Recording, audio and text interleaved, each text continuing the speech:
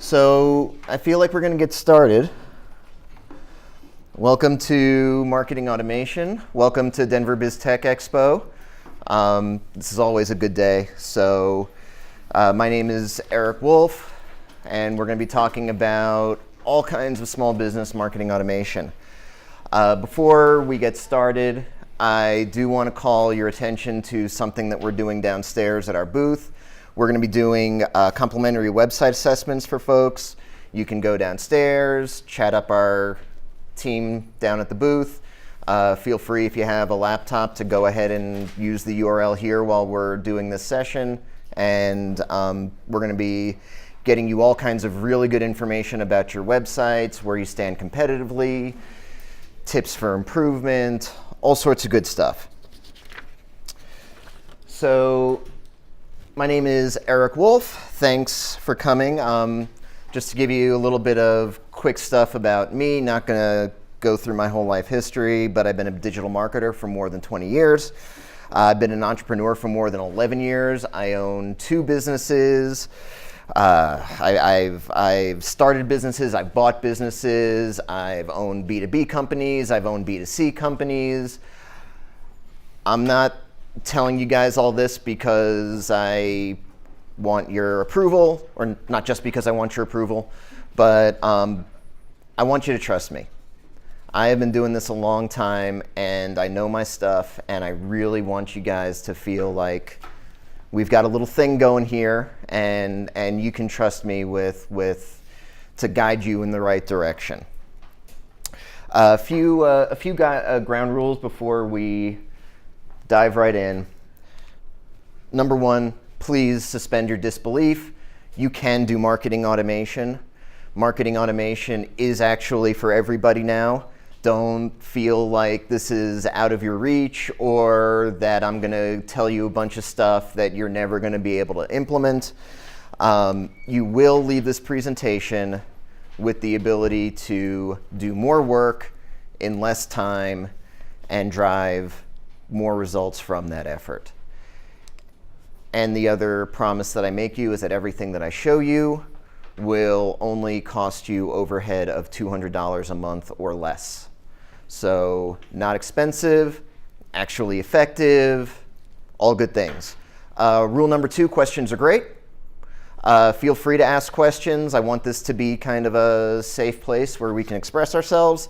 But if I do say, hold on with that for a minute, or let's talk about it after, just trust me that I have a plan. And then number 3, no bullshit.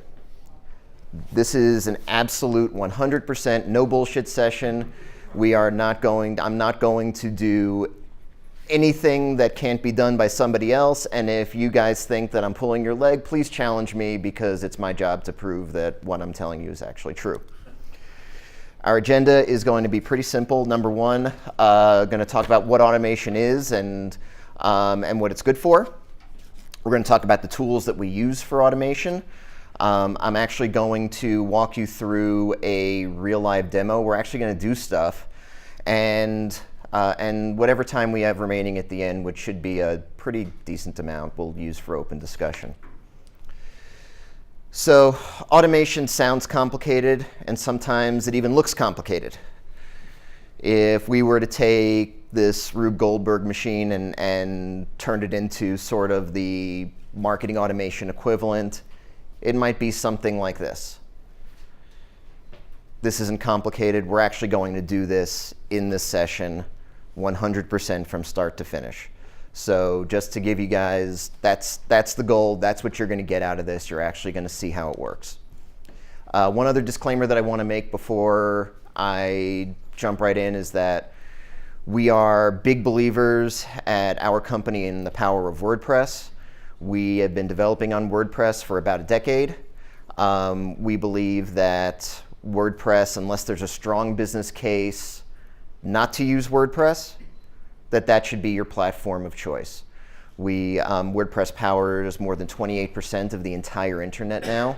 And so a lot of the stuff that I show you is going to be WordPress driven, but know that WordPress is not a requirement for marketing automation, and it's not a requirement even for some of the stuff that I'm showing you. A lot of the things can be done without WordPress, but just wanted to let you guys know ahead of time that when we do start working and stuff, it is going to be WordPress.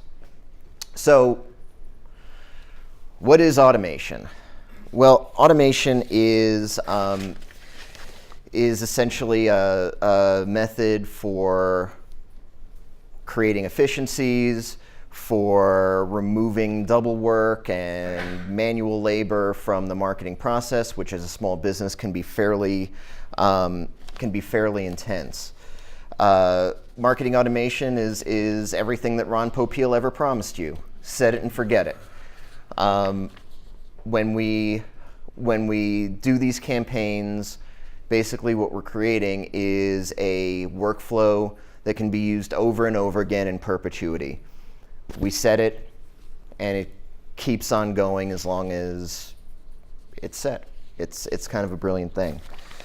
That being said, though, there are problems that automation does solve. There are things that automation will help you with. There's things that automation will not help you with.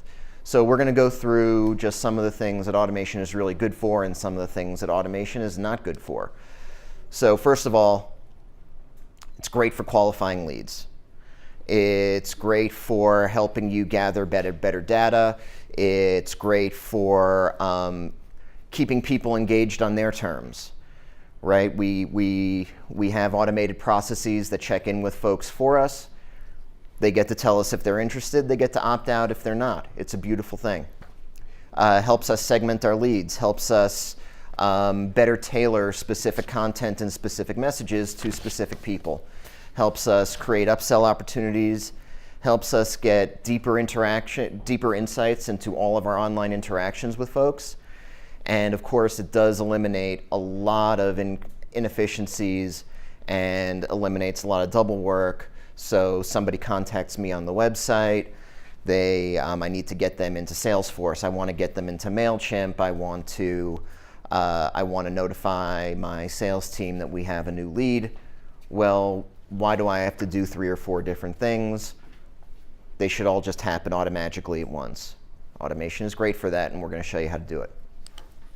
There are problems that automation does not solve. For example, a lack of overall strategy. If things are going very, very poorly, throwing automation into the mix is not going to help. If your email open rates are decreasing, if your email list is shrinking, if you've got a poor quality list, if your content isn't good, or if your content has been purchased from somebody else, if you have poor quality of data, or if you have a lack of rules or repeatable processes, automation is not going to help all that much. One of the things about automation which is fundamentally fantastic, but also fundamentally difficult, is that automation is very, very rules driven. We need to have a set, hey, if I get a lead on my site that fills out my estimate form and looks at blog posts A, B, and C, then I want to add them to MailChimp list X. That is a rule. It is easy to follow. We always understand it. A rule for marketing automation can't be, okay, well, somebody fills out my form and then I want to add them to MailChimp list X, but only if they're a really good lead and they say they're not going to waste my time and all of these other things that we talk about when we can't have any kind of subjective rules. Think of it as sort of like the 10 Commandments. It's thou shalt not covet thy neighbor's wife, not thou shalt not covet thy neighbor's wife unless maybe you're a presidential candidate or something like that. It's a rule. It has to be followed and it has to be absolute, and it can't be subject at all to any interpretation. That being said, though, with a little bit of creativity, you can do just about anything. I've created workflows that have sent people personalized greeting cards in the mail. I've created workflows that posted special messages to my website that only specific competitors could read. I've created workflows that sent people randomly generated emails that were supposedly from Tom Brady. They were not. So we really can do just about anything. Some of those things are more useful than others, but we can do just about anything with the tools that I'm going to show you. So speaking of tools, I'm going to talk about some of the tools that we use in marketing automation and how we sort of put things together to make it work. There are fundamentally 3 types of marketing automation platforms. There's a simple platform, or think of it as a single-use platform. So for example, MailChimp. MailChimp is a fantastic marketing automation tool, but it only works in the realm of email. There are a lot of simple marketing automation platforms. The platform at the bottom here, the big one, those are enterprise software tools like, say, HubSpot, Marketo, Infusionsoft, Pardot. Really huge pieces of software that require months of implementation, months of training, consultants, a full marketing team to use them. Great tools, but very difficult to apply to the small business landscape. And so where we're going to focus our attention in this presentation is in the integrated piece, which is essentially where we take a lot of these simple single-use platforms and we put them together any way that we want to suit the needs of the business. We're all probably fairly familiar with the concept of the 6 simple machines that are used to essentially create just about every mechanical device that humans have ever made. Similarly, we have simple marketing machines. And these are really sort of foundation building block pieces that we use to create things. And of course, we can put them together in a wide variety of ways. And I'm going to sort of walk through the simple machines and what they're good for and how they go through the plan. I think that you could effectively argue that there are more or less than 6 simple marketing machines out there, but it kind of makes my metaphor work, so we're going to go with it. Can we go back to that slide just a minute? I absolutely can. Thank you.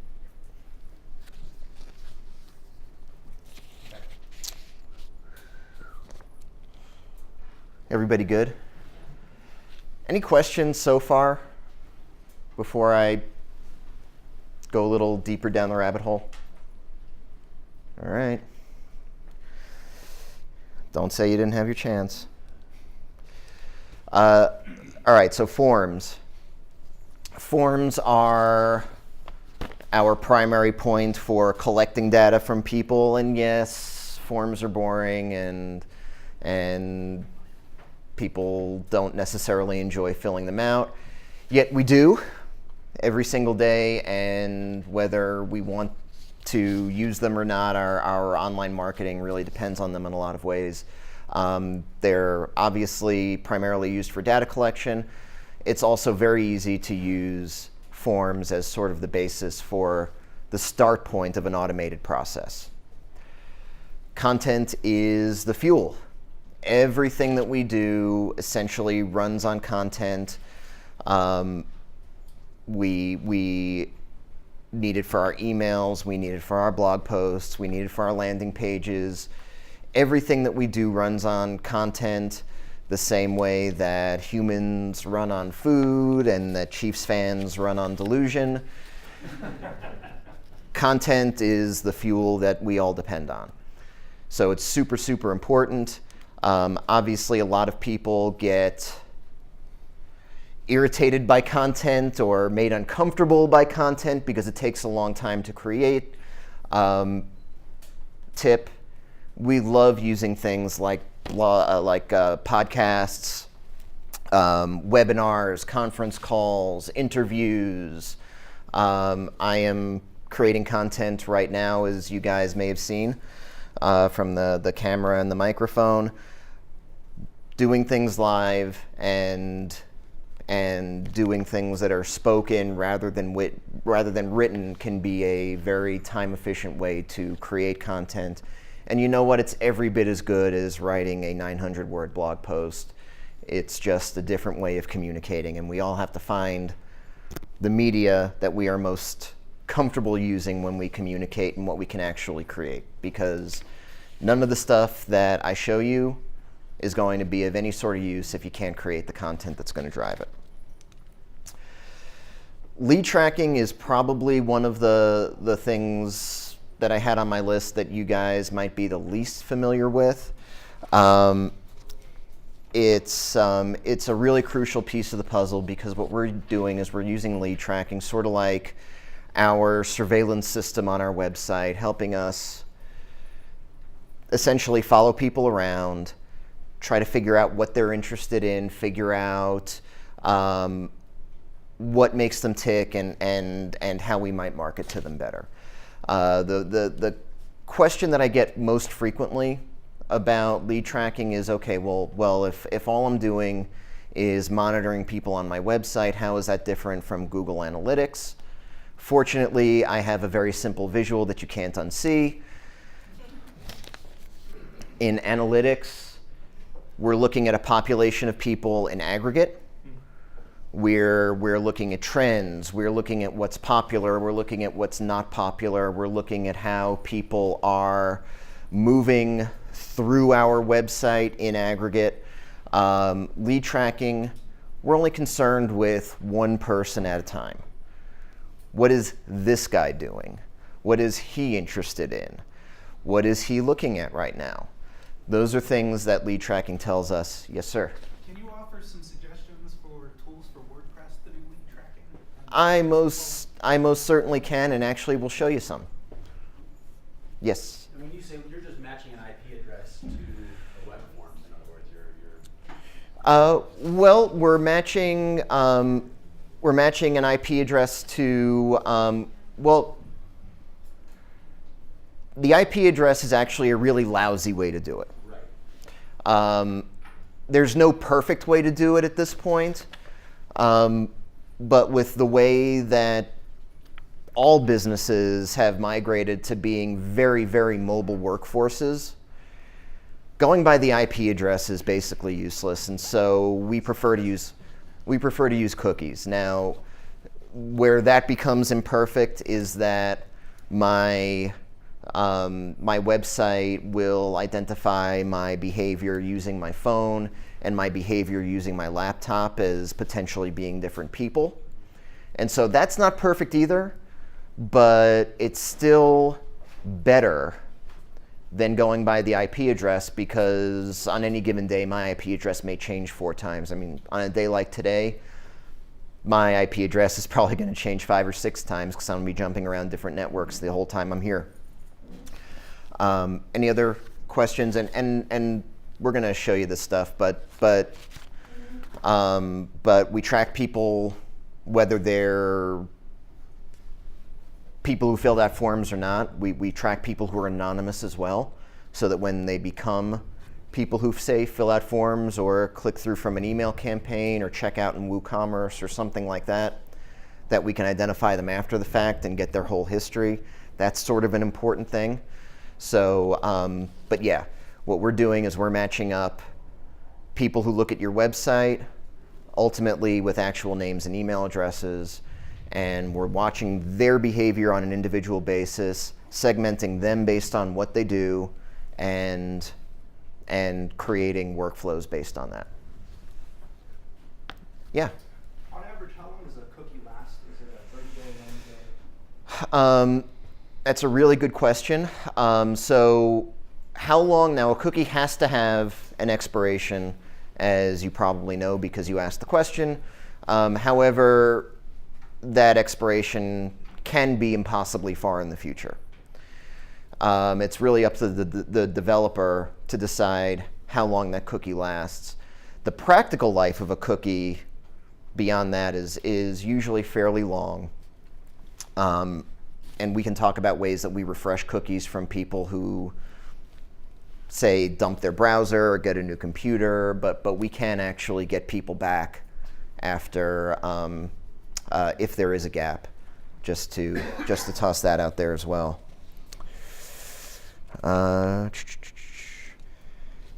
Have you guys heard of the concept of lead scoring, which of course is a add-on to lead tracking? But lead scoring is an idea that if somebody does, say, signs up for your email newsletter, well, that's good for 5 points. If somebody goes to a certain landing page, that might be 3 points. If they visit more than 10 times, that might be 8 points. And the idea being that you can convert somebody's behavior into a numerical score that will then tell you exactly how good the lead is. So an 85 is better than a 58. And if I have a lead that's an 85 and a lead that's a 58, and I'm the sales guy, well, I should be devoting my time to the 85. That sounds really, really great. Unfortunately, it's complete and total bullshit. On the small business level, it's bullshit. Big businesses, what they do is they've got thousands of leads. They've got hundreds of thousands, if not more, data points.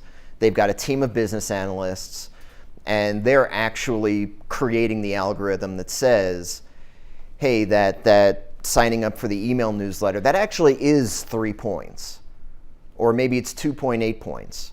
The problem is that small businesses just sort of make those numbers up arbitrarily, and so they end up being meaningless.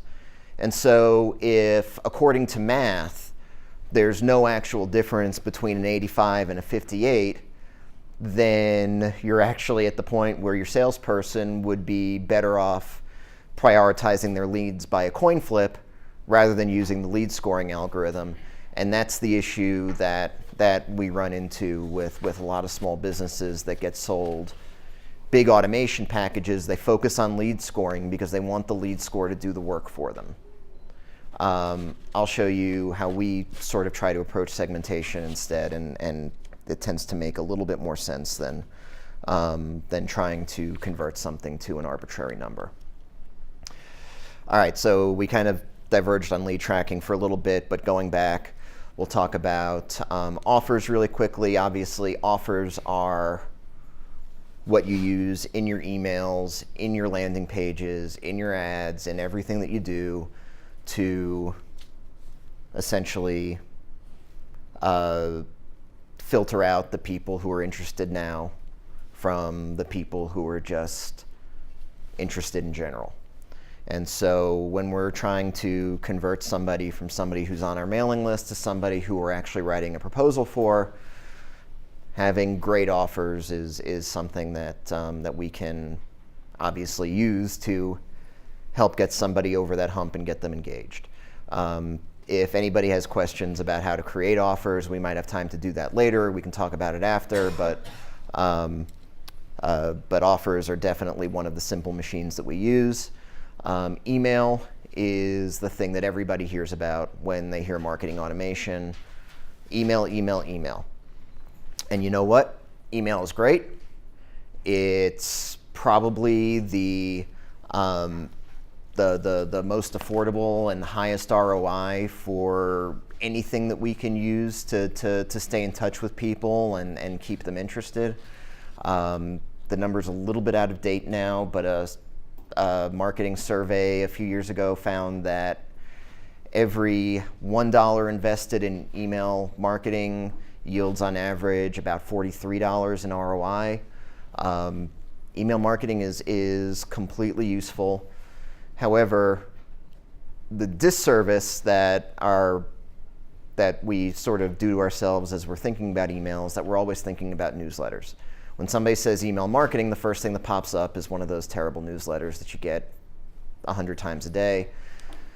Keep in mind that automated emails, emails that are triggered based on events or specific periods of time, rather than being just a general blast, have double the open rate of your typical email newsletter.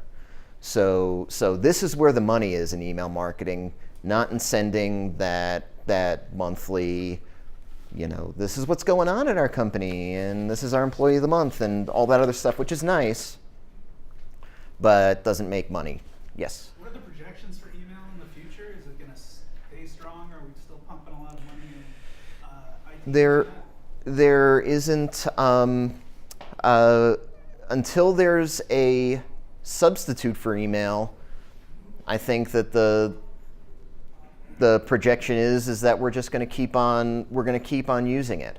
So there's nothing like social media is going to overtake email completely at some point? Well, there are things that we use now in addition to email, and if you think about your workday, or you think about how you interact online, while tools like Slack replace things, so our team uses Slack instead of, say, lower end instant messenger, or say some phone calls, but nothing has replaced email.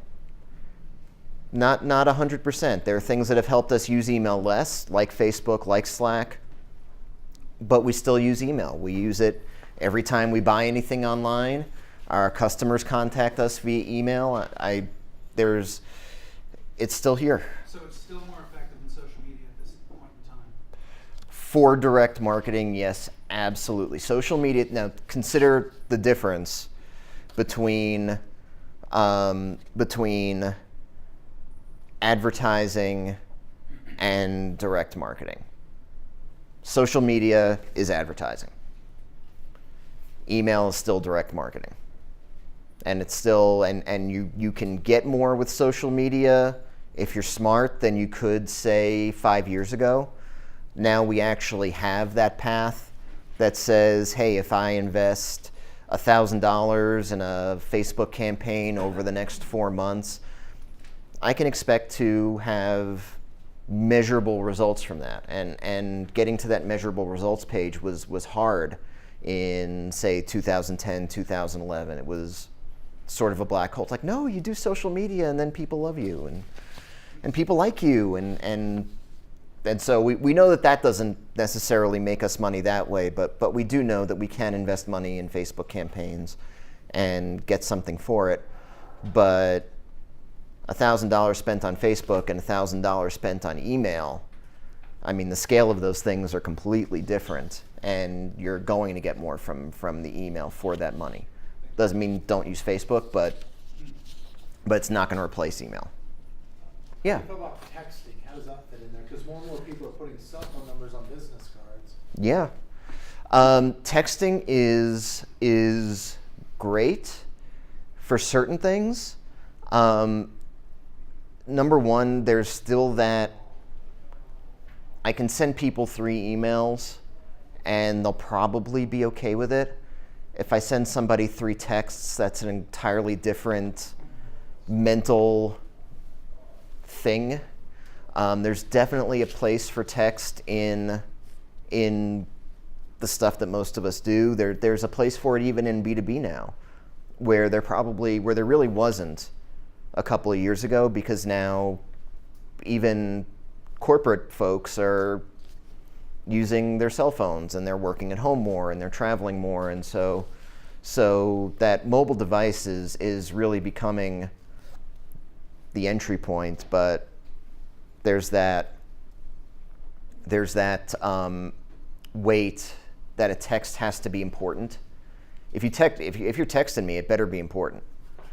That sort of mindset. People email all kinds of stuff, and we know that. We're not comfortable with the idea of text spam yet. What are your thoughts on using exclusivity as a form of inclusivity within groups? So, for instance, like gated content. Mm-hmm. What about gated social media groups, so that the group that comes by only invite or VIP group? Is that actually effective, or is that in this particular context does the opposite of what you wanted to do? It's effective if people care. Okay. Is really sort of what it comes down to. If people aren't really engaged, then they're not going to be engaged with you on Facebook any more than they'll be engaged with your emails or your online forum or your gated content. If people are super engaged, I love the idea of doing a Facebook group. Actually, I can't tell you how many people would come to us and say, oh, I need a forum on my website. God, do you know how hard it is to build a forum? And not the tech part, but the part where you actually get people engaged, and someplace else where somebody's going to log in on a regular basis. You're that important that I need a login for your website. And no, I would rather see people, and I've been telling them this, do a LinkedIn group, do a Facebook group, do something on a platform that they're already using, because your cost of entry, so to speak, is going to be a lot less, and people are more likely to engage, and people are more likely to see your stuff than if you have it all hidden on your website.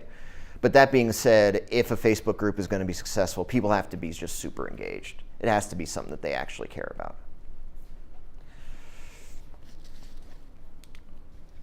And then my last of my simple tools was API integrations. API integrations are essentially, it's software that connects various applications that you use. And so if I'm getting somebody from my website directly into a MailChimp list, as an example, there's a piece of API code that's doing that.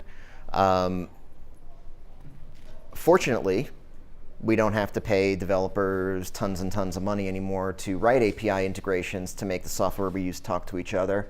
There are enormous libraries of these things now. And we can tap into that to create all kinds of automation. So we've got our 6 machines. We've talked about sort of how they fit in. And then we have actual tools. Now, there isn't a tool to help you write stuff, and there isn't a tool to help you think of offers. So there's no software for that, really. But for these other 4, we're going to show you a few actual tools. Gravity Forms, I absolutely love. It is my favorite WordPress plugin of all time. It has a ton of integrations that come with it already, and it's also an exceptionally powerful piece of software. So I love Gravity Forms, and I've been using it forever. Full disclosure, Orbiter, which we use for lead tracking, is my product. I own that business. There are other things that you can use, but we truly built the product because it was the only, what we wanted did not exist. And so we decided to make it. It's not the only solution, but we obviously like it a lot, so I'm going to show it to you. Email, I love MailChimp. People talk about Constant Contact, and some folks use Aweber. I am wholly unimpressed with Constant Contact. I hate it like I hate the Red Sox. On some days even more. Aweber is okay. MailChimp is a great tool. It is extremely affordable. It is feature rich. And the thing about MailChimp that nobody else can really claim is that they work harder than anyone else in that small business market. And I saw you, to ensure that email is deliverable. They are going to have a higher delivery rate than just about any other small business tool, and that is just so crazy important, because if I take the time to write the content and send it out to 1,000 people, I want 1,000 people to actually get the damn thing. Do they have survey functionality? I don't think that MailChimp has surveys built in, do they, at this point? You send like an email with a MailChimp form in it, so they have And you different can- forms that Yeah. land on. But there is no But even- physical survey in email. Yeah, so like Constant Contact, for example, they've got their they. So what I do when, I use things like SurveyMonkey and stuff like that, actual survey software to do that stuff. So to say, oh, well, Constant Contact has the survey built in. I don't really see that as a value because I can get a better tool somewhere else for free, and I don't want to downgrade my email to have the survey just there. But see, and the difference primarily between MailChimp and Constant Contact is that MailChimp actually cares about the email part, where Constant Contact has said, okay, well, we're going to add surveys and we're going to add all this other stuff and it's all sort of half-assed. MailChimp has actually been making their email platform better, where I don't see the Constant Contact has in 8 years. So, and then for API integrations, I love Zapier. This thing is going to blow your mind if you've never seen it before. And if you take nothing else away from our time together, you're going to learn that Zapier is awesome and it's probably going to be your best friend. So going back to the concept of actually now building automation, we put together kind of a 13-step program here, and we're actually going to build this. Yes, I'm doing this live, and yes, if the internet is kludgy, things could go very poorly for me. But we're gonna do our best here. Before I do that, does anybody have the time just to make sure that we're 10:25? I have until 11 or yeah. So we're doing all right. So.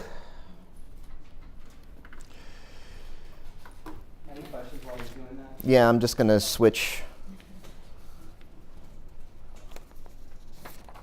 Out of curiosity, the fact that WordPress is leading PHP, is that going to affect a lot of this when that happens?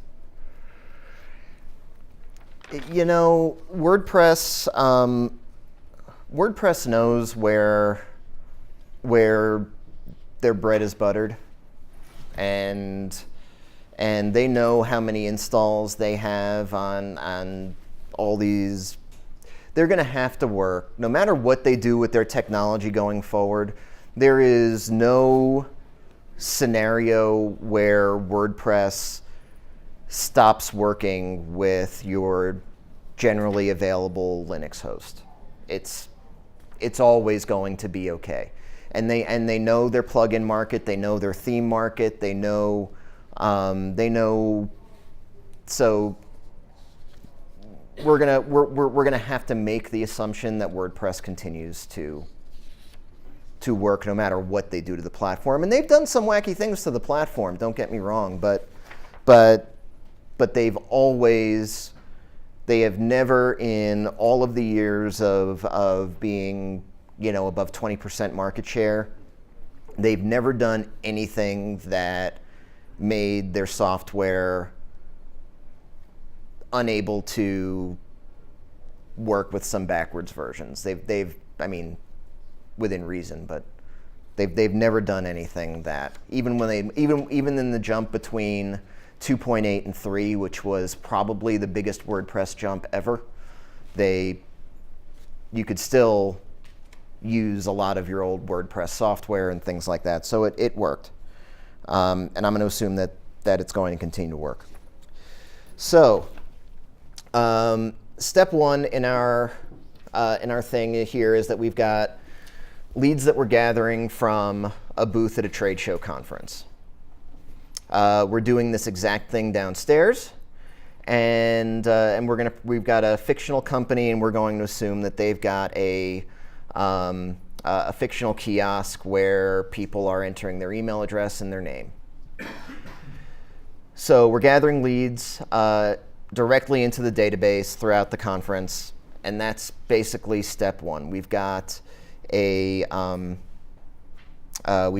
gravity form for that. And why can't I see forms? All right, we're about to find out how good the internet is. The internet's just a phase we're going through. Yeah. That's a pretty bad carrier pigeons. Yeah, those darn kids today. Not bad. All right, so I've got my form, and I set this up in Gravity Forms. It's very easy to do this. Setting up a form just takes a couple of minutes. And I said that I want to add everybody who fills out the form. I want them in MailChimp, and I want them in Salesforce. So I'm going to go to my MailChimp integration.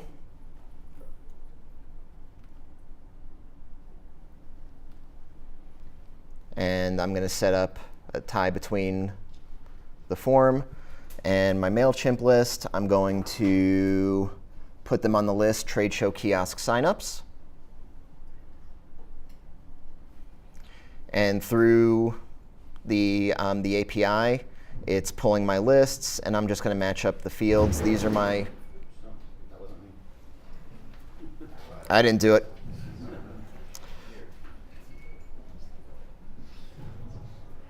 Oops.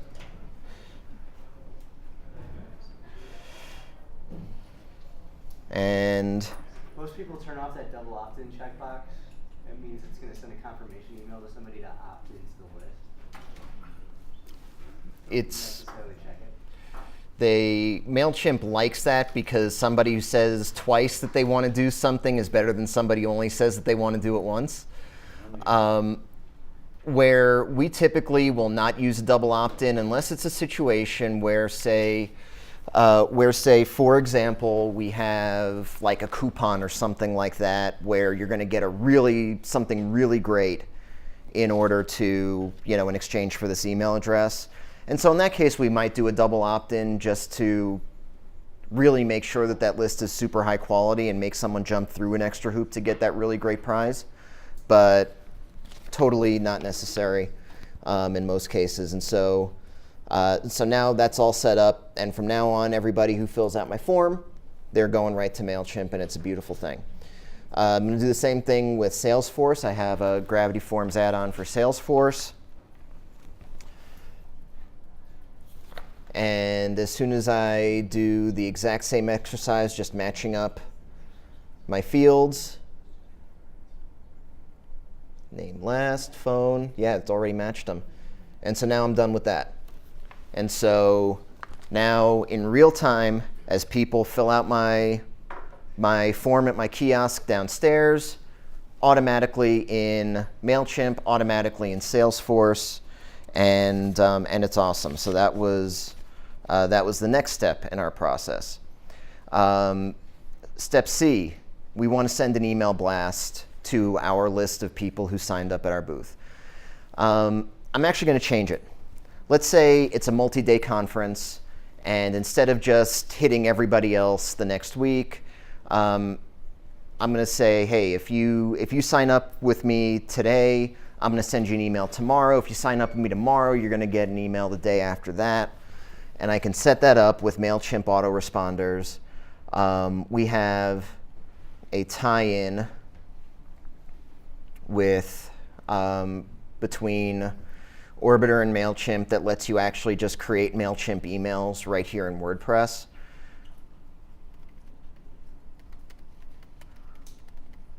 So I'm going to give this a name. I'm going to say Dear, and I can use my MailChimp merge tags. So is this Orbiter and MailChimp, you said? So we've got Orbiter and WordPress, and these emails are flowing straight through into your MailChimp account. And so you can just create them all right here, and you don't have to. Here, I'm just going to grab some text. What's the plugin that allows you to do an autoresponder from WordPress? It's part of Orbiter, Or, ORBTR, and we'll get you. WordPress marketing automation. It's the It'll be your #1 result. how'd you do that? I'll tell you in the next session. Yeah. All right, and so now I've got my email. I'm going to make this a link, obviously, to go to whatever offer I have, email landing page. And what I'm going to do also is I'm going to click this shiny orange button, which is going to build my lead tracking right into the link. And so now when somebody clicks that, we're going to get them automatically tracked, and we're going to know who they are, and we're going to watch how they use our site. So I'm going to choose my mailing list, trade show kiosk. I have a few email templates, but I'm going to make it just a plain HTML email. Emails that look like important emails, like an email that I just send you. If I send you an email, it just says, "Hi, you, here's the information, do this." It looks like a more important email than an email that has the huge logo and 3 columns, and because important emails don't look like that. And so I like doing plain text emails a lot. I'm going to put an email subject. Like mail that you think is going to be like an important bill, but it's really just somebody selling another mortgage. Or just a nice Fisher email. There you go. And so and I'm going to say I'm going to set my offset time for one day, 9 o'clock in the morning. And so somebody's added to my list. One day later at 9 o'clock in the morning, they get this email. Save, and I'm done. And now I've done that. And essentially, as people sign up, the next day they're going to get an email from me, and I don't have to do anything else. So the lead is going to click through then. They're going to get this email, and they're going to click through, and they're going to get to my landing page. And I've got the special lead that lets them be identified. And I'm going to be tracking all of their behavior on my website. We want sales and marketing to be notified as soon as somebody clicks through and comes to the site. We set that up right here in the configuration. And basically what's going to happen is that every time a visitor comes and is identified as a lead, we're going to email some distribution list here. One of the quick things, in that email that he was sending out, we were able to track people by their email because you already have their email since they're receiving an email. So when they click the link, it's just carrying their email through that link and tracking them through Orbiter because they already had the email. And so now this offline lead that you gathered in person at a trade show or a conference is now an online lead that we're tracking natively on your website. Yeah, you got cookied. You got cookied. So I'm sorry, I missed. So when they click on the landing page, then what are you doing? We're identifying them based on the fact that they clicked through from MailChimp. And then what? I mean, just. Well, then we're going to continue through our process. Okay. Are you waiting for like the M. Night Shyamalan twist, or like? Oh, you're supposed to say it, then you live with it. Then, so we've got our landing page from the email, and we've got our fictional gym called Workshop Exercise. And so we've got the folks who they came, they visited us at the conference, they get this information, and now they want to hit sign up and go to the customer special page. And what we're going to do is we're going to pick out from all of our website traffic all of the people that came to this page from the email and then went to the offer. And this is how we're going to do that. I'm going to create a segment and we call the terminology that we use in the software is called orbits. And I'm going to say email click to offer page will be the name of this. And I'm going to apply it to leads because I'm identifying them. Includes a page URL containing,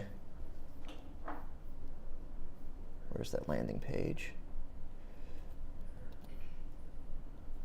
All right, so if the page URL contains this, and I do the contains and I take the end because in case there's a difference between, I don't want to do an exact match in case we have an issue with like, HTTPS versus HTTP or www versus not www. I'd rather just find that piece of the WordPress permalink that's going to help me get what I want. And the new customer special. All right, so basically, if both of these conditions are met, you're going to be automatically assigned to this group. And then, if you're assigned to this group, we want to add you to a mailing list, and then we're going to follow up with you a couple times. Now, this is where Zapier comes in.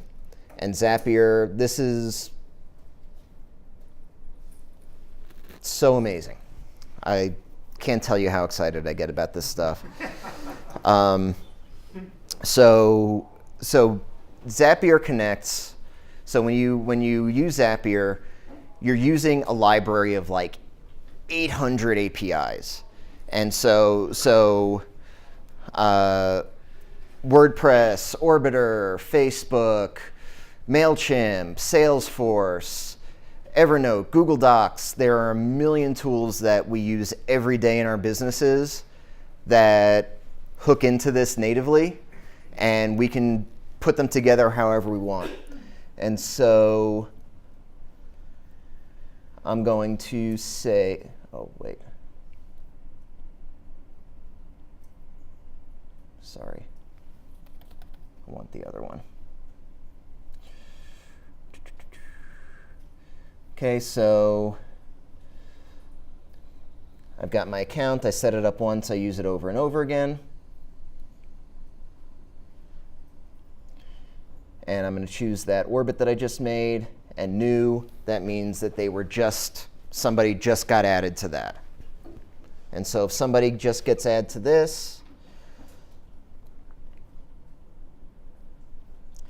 now I'm going to add them to a MailChimp list.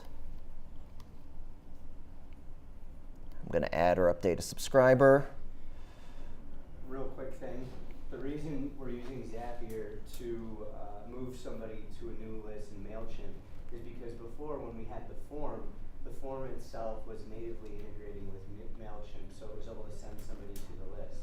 But right now, what we're doing is adding somebody to a list based on their behavior on their website, not necessarily a form submission. So we had to create some sort of a trigger, which that segmentation within Orbiter did for us. So how is to hold of the developer, what is the connectivity point between all these applications? Like, I understand the form piece, and you identify that, I got a little packet that says I filled out a form, so put me on the list. But once we get outside of that environment, which system or how is the integration, where's the integration layer, I guess, happening? That's what the API is. It's all these different ways of connecting with software that the software developers create. And so, People can interact But you're with it. storing that contact information and basically authenticating or whatever to allow that to happen. it's stored, right? It's stored in Orbiter, In order. and you're using our API to connect your website to our database, and we're tracking this. And so all of this person's visits are recorded here, and I can read it like a book. And then when I say I'm looking for all of these people that have been to this combination of pages, we're doing that, and we're storing that data on our API, and then we're sending it to Zapier, and we're saying, okay, Zapier, if this condition is met, Zapier, go ahead and add this person to this MailChimp list. And so we just did that. And the same way that I did that, I could say, hey, Zapier, add a note to them in Salesforce. Hey, Zapier, send me a text message.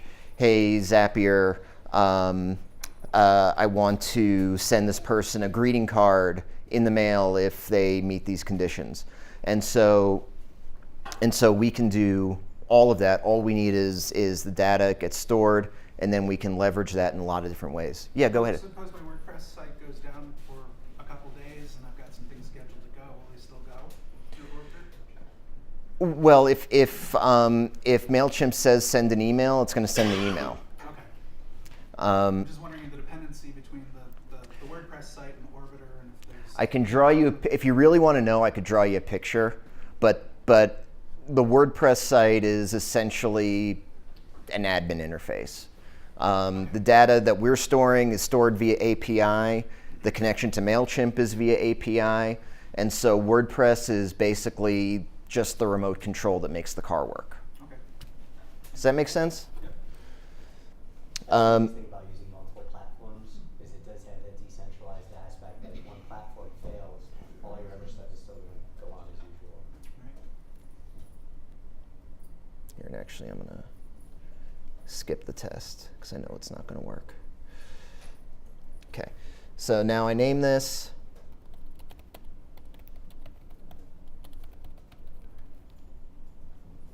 Turn it on.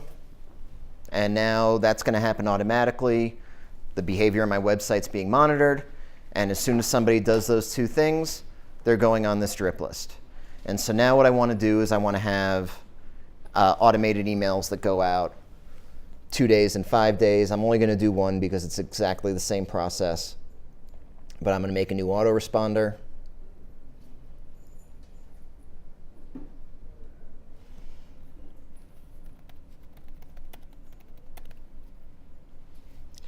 And whoops, I've got my text. There you go. Content is king. This case last.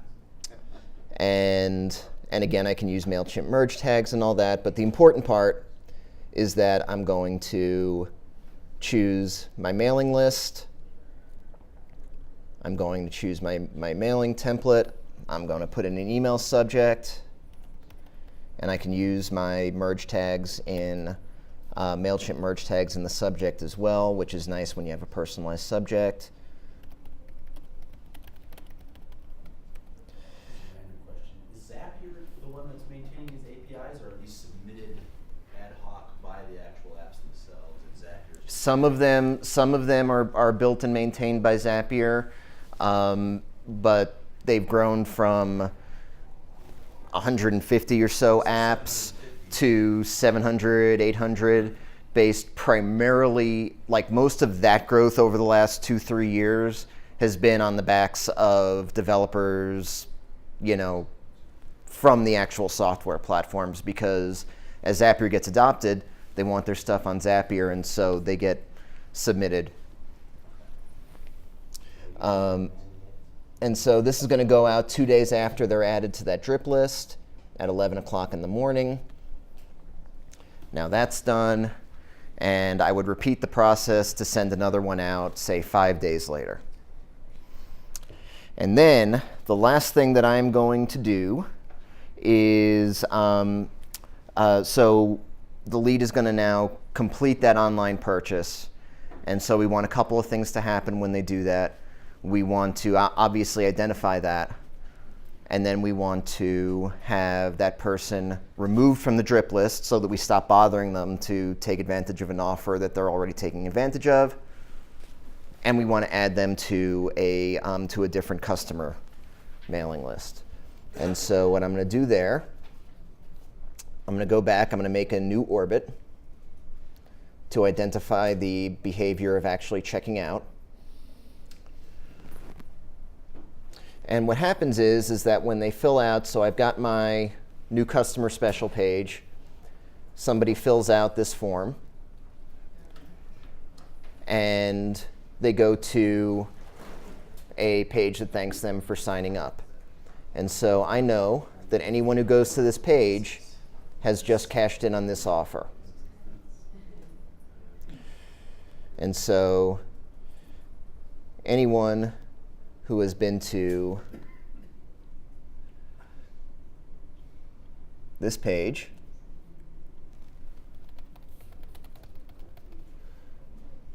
qualifies for this. Real quick note, when you guys are ever doing forms of any sort, make sure you have confirmation pages set for your That's form. That's like a very basic principle of it. A lot of people, the default is that it'll just convert text and say thank you for submitting.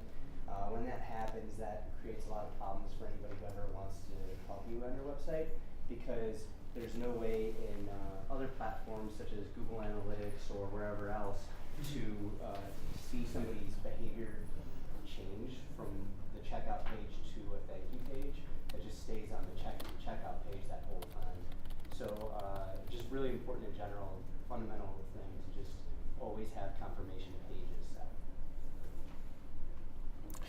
Okay, and so what I've just done is I've created what we call a group that's basically going to find all of the people who did the first thing. They clicked through from the email and they went to the offer page and they checked out. And now so I've got both of those, so I can track my checkouts. I can track the people who did the first thing by clicking through from the email. And now I've got something that's going to track the people who do both of those things. And as soon as you get used to thinking about things in these kinds of terms and how the blocks fit together, as you can see, it gets really, really easy to do it. So now I've got that, and I'm just going to go back into Zapier because we want to take people off of list 1, add them to list 2, because we don't want to keep selling them an offer that they've already participated in. And so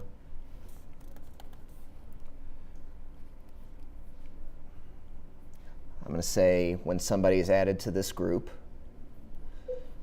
where's my group?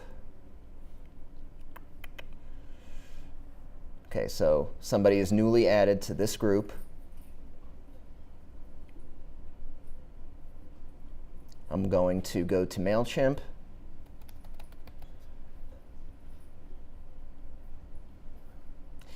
And I am going to add somebody to, yeah, where? You see it, do I? No, I don't see it. Oh, I might have. I think I forgot to put in. All right, well, doesn't matter. They're going onto some list, and I've got their email address.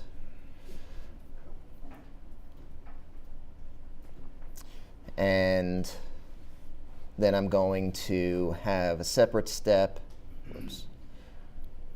And I'm going to remove them from the other list.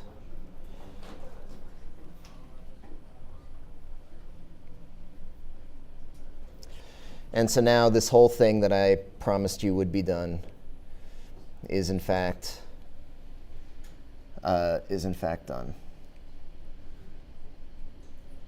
So can you make him go to the gym? I can't do that. I mean, I'm not magical, okay? I'm just a guy who in 15 minutes put together a 13-step automation program. The gym's purpose isn't to get you at the gym, it's just to That's sign right. up. That's right. You don't want them actually, That's you don't right. want them actually coming in. Yeah, that's right. Uses resources. Yeah. So to kind of close up, we've got 10 minutes left, so we do still have time for a few questions, and I've got and I'll be downstairs most of the day. But I promised you that this stuff was affordable. It in fact is, and even if you use absolutely everything that I told you about, it still costs you less than $200 a month. And the last thing that I wanted to say as my kind of final automation tip is that you don't want to forget the most useful tool, which is actually just a blank piece of paper. Map stuff out, figure out how you want it to work. Don't be afraid to experiment. Nobody's going to come in and do, and all of a sudden become a millionaire overnight doing this stuff. It's trial and error, it's experimentation. Plot out what you want, and if you can't figure out then how to make it happen, that's okay too, but at least you've got that documentation, and then you can go to somebody and say, okay, how do I do this? But it's the process and it's the logic that's the hard part, and so don't forget that stuff. All right, questions? Kind of an aside, do you have any general sense of the value of keyword research in today's internet? Yeah, actually come back this afternoon, and he's going to talk your ear off for 75 minutes about it. Awesome. That's exactly what it's about. and yes, it is in fact quite valuable. Okay. So Eric, on the orbiter interface, I mean, obviously you guys know it, you built it. I'm in it, you know, like I go breeze and buy it. I'm like, oh, what's this? But I have no idea how to actually get involved in it, and short of bothering you guys, you know, every 7 minutes. Well- to get a question: is there like a what's the best way for me to engage that without being a total nuisance to you guys? Well, yeah. Number one, Mr. Beery, you actually pay for the ability to bother us whenever you want, but beyond that, there is a website, there are resources, but in your case, please bother us. Well, we'll talk. Yeah. You can Google how to use the orbiter and you'll see my. You're pretty mug right there. Yeah. Yes. And there is no ion orbiter ever. There is no ion orbiter. Is your orbiter? But there is a B. Do you have an API in GitHub? Say that again? Do you have like, can I access you via GitHub and build my own API? Not yet. Not yet. We there's a lot of stuff that we're trying to be very careful about with the API. We store a lot of data, so a lot of personally identifiable data, and so so at this point, if you want to write orbiter integrations, you do that by way of Zapier. Are you recording yourself? He's recording. Anything else? I think it's like 12:30. So I guess then wrapping up at 12:45, 12:30. Yeah, somewhere around there. So at either 12:30 or 12:45, I forget which, Greg is going to be talking about competitor research and how you use that to drive SEO and lead generation. It's going to be a really good session. I'll be around all day. He'll be around all day, and we've got 2 more people downstairs at the booth. Do the website assessment. You will learn a lot about your website. I can almost guarantee that. We will be getting you a lot of great information. So thanks. We really appreciate it.